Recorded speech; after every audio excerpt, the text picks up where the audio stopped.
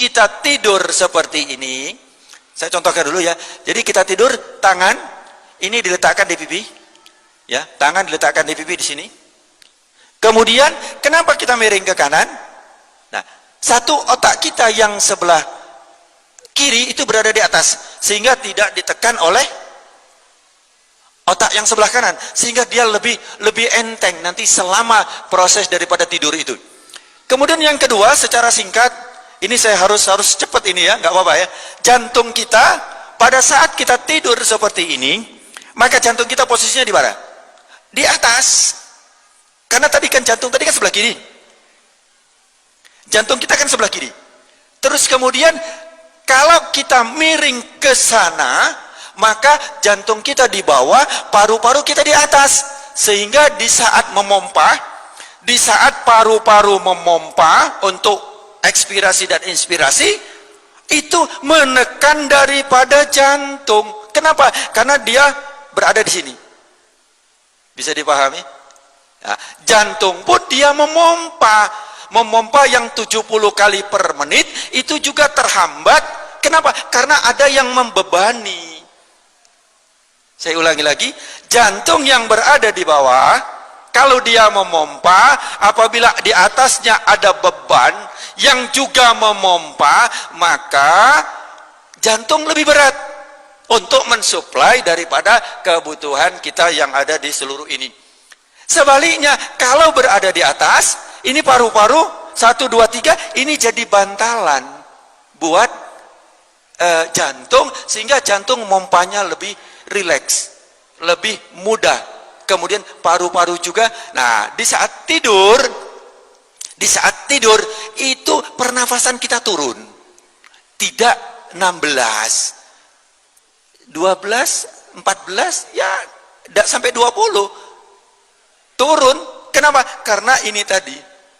Subhanallah. Rasulullah ajarkan seperti ini, padahal Rasulullah tidak mengenal anatomi. Tetapi kenapa? Itu sangat istimewa. Di saat kita tidur seperti itu, bahwa paru-paru itu tidak menekan daripada jantung. Yang kedua, jantung kita ini setelah memompa, kemudian di situ ada namanya aorta. Aorta pembuluh darah yang agak besar.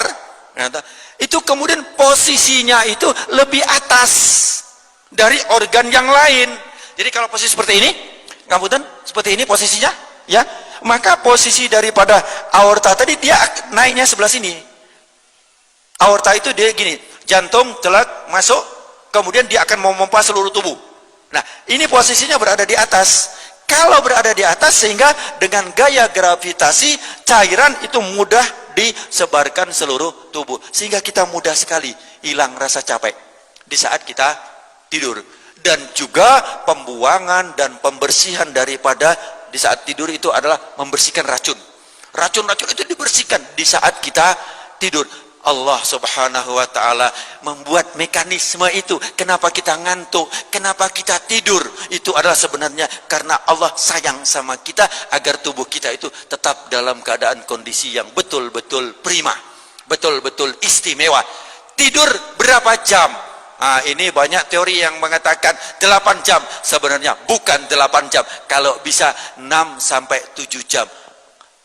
Sedikit saya lanjut. Rasulullah tidurnya tidak malam.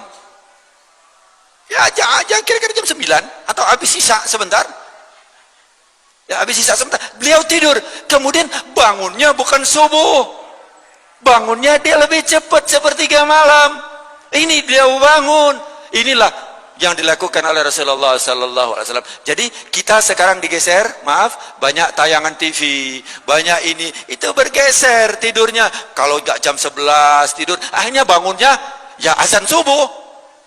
Nah, itu. Jadi, kenapa? Karena apabila sudah datangnya gelap, maka Allah berikan itu kesempatan kita untuk istirahat, untuk istirahatkan tubuh kita. Saya kembali sedikit. Jadi di saat kita seperti ini tadi, nah ini sedikit aja, kurang 2 menit. Di saat kita tidur ini, kaki kita jangan lurus. Kaki kita jangan lurus. Kenapa? Kalau lurus, otot ini akan ketarik. Jadi harus rileks, ditarik sedikit, agak ditekuk.